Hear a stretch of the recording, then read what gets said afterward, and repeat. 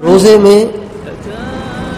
میں ایک تو کھانا بند ہو جاتا ہے، پانی پینا بند ہو جاتا ہے، اپنے گھر والوں کے ساتھ اختلاط بند ہو جاتا ہے، گھر والوں سے مراد اہلیہ۔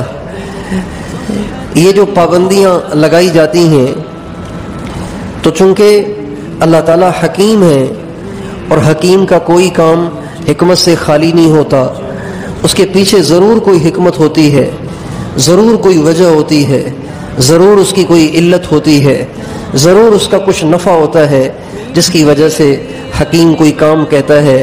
اللہ تعالیٰ فرماتے ہیں اے ایمان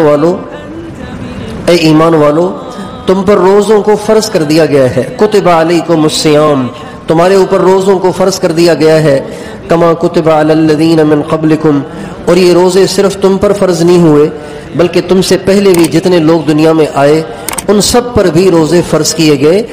1,24,000 انبیاء دنیا میں تشریف لائے، سارے نبیوں کی شریعتوں میں روزہ فرض کیا گیا تھا۔ روزے کی نوعیت الگ تھی، روزے کی ٹائمنگ الگ تھی، روزے کی نوعیت الگ تھی، لیکن روزہ بہرحال ہر شریعت میں رہا ہے۔ اللہ تعالیٰ فرماتے ہیں تم پر بھی روزہ فرض کیا گیا۔ تو یہ روزہ کیوں فرض کیا جاتا ہے؟ اس میں کیا حکمت ہے؟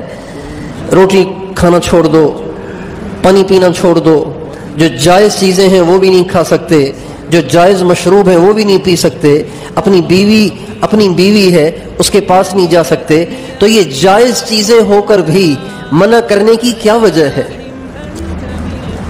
اس میں کیا حکمت ہے؟ تو اللہ تعالیٰ فرماتے ہیں ان میں حکمت یہ ہے کہ میں چاہتا ہوں کہ تم میں تقوی پیدا ہو جائے، لعلکم تتقون۔